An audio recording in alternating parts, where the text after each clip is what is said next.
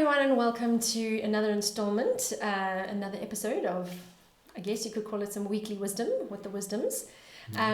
This is a time when we'll be taking some of the things that have come up over the week, some questions that David has been dealing with from clients and the like, and we're just talking about some issues and topics of conversation that we think will interest you as well. The idea is to educate you, inspire you, uplift you, get you to ask some really good questions. So let's jump in. So we've been hearing about the two-pot system in relation to retirement annuities. David, can you give us an idea of what's actually going on with the two-pot system, what it is? Enlighten us.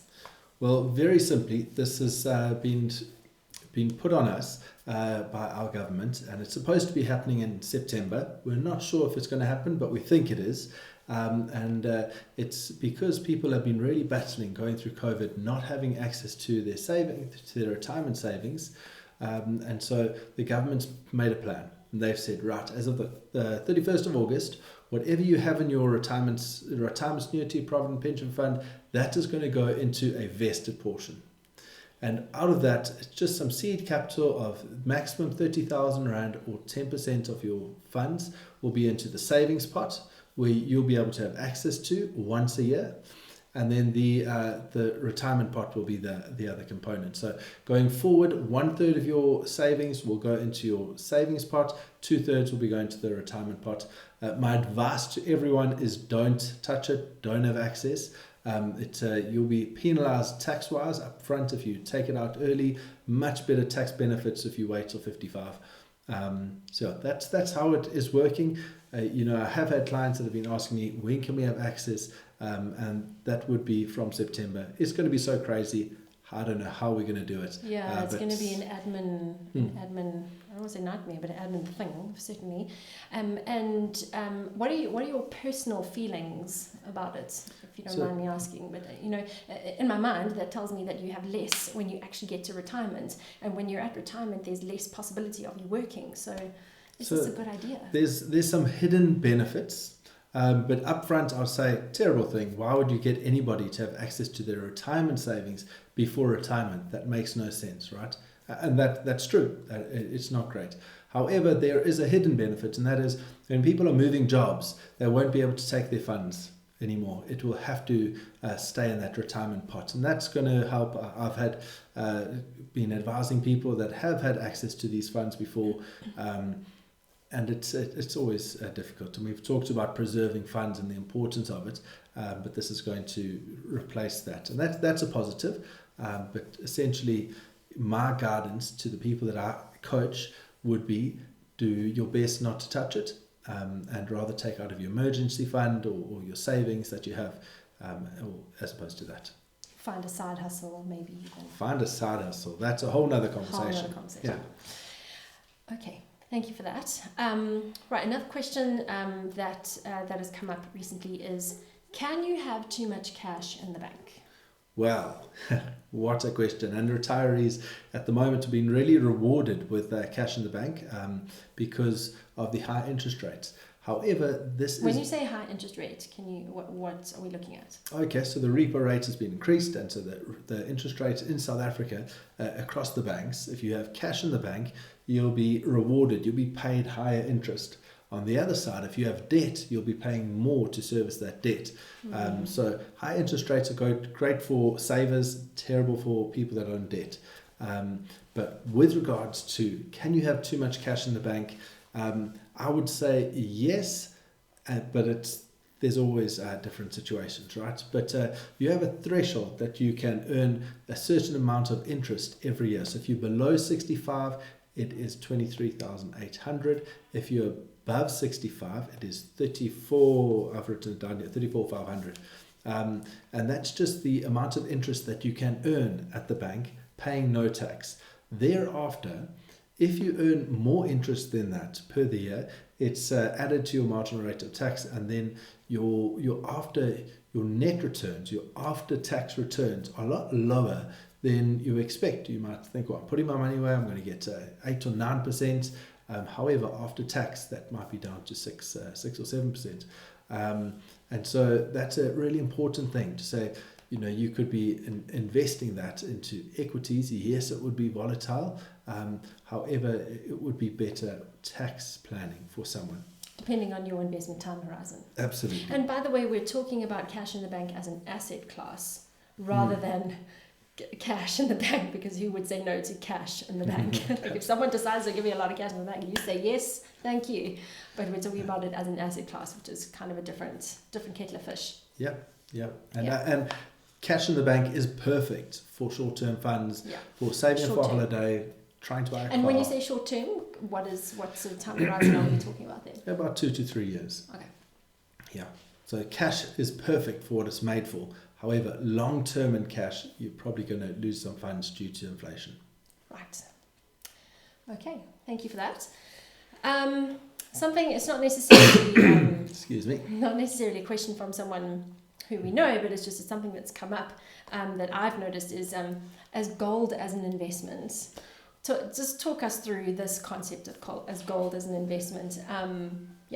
Well, I think the more time you spend on social media, the more you'll hear. This is where I found it, let's be honest. You'll hear about gold and Instagram. gold and gold. And interestingly, some of the larger asset managers are including small portions of gold into the portfolio. When there's turbulent times, that's something that will, when there's a really tough time, a war or a market crash, gold holds its value, and often people go to it to keep value in their funds, and that would inflate the price.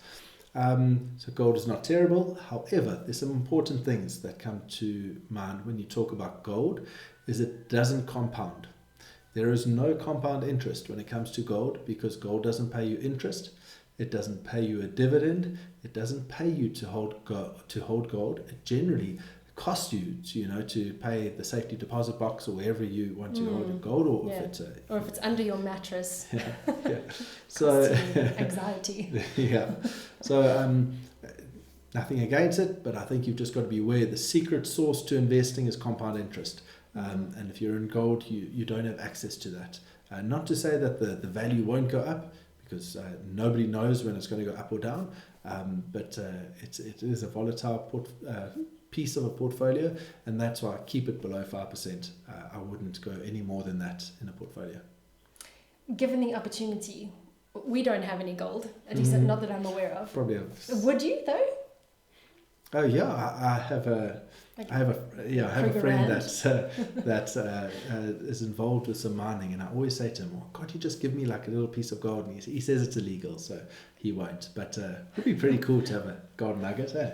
Yeah, just for fun. Okay. Something else that we often talk about, and that comes, again, it's not something that people ask us about necessarily, but it's something that comes up for us as a conversation, and that is the issue of free advice. And we know that this could be a potentially prickly one, so we're going to enter into it hopefully with some wisdom and caution. But let's talk about free advice. So you don't give free advice. Wisdom Asset Management generally will try their very best to charge for their time. And tell us why. Well, sticky subject, but very important to talk about. We cannot hide from the conflicts of interest that are in the world. So traditionally, if I came to see someone and to give them financial advice, how would I get paid? Well, I'd have to sell them something so that I can get paid. And that's not advice, that's sales. And so what we do is we often see people, we charge for our time, we charge for the service that we do. People know upfront before they do it. Makes me feel so much more confident that they're happy to engage me at a certain price. So let's give a sort of example if we can. So for instance, if someone came to you and you didn't charge for your time, then you would essentially have to pay for your time in some way, which means that you would have to recommend a product which has hidden costs, right? Essentially. So yes, that could happen, and that's not saying that people don't give good advice.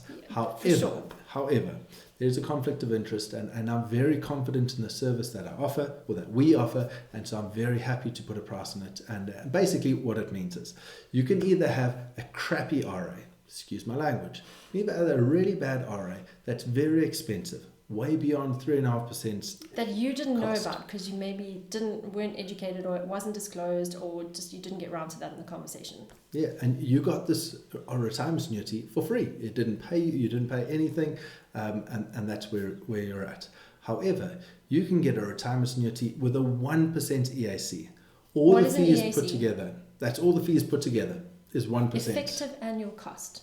Perfect. That's it. So you can have the best retirement annuity, the retirement annuity that you will read about in personal finance books. But the person that gives it to you cannot work for free. And so they charge accordingly, according to the amount of work that it is for whatever is being done. And I think that adds huge value to help the client keep the fees down. You might think, oh, it's only 3%. But I mean, 3.5% over a 40-year time horizon is more than 50% of someone's growth. It's huge. And it's really important to point that out.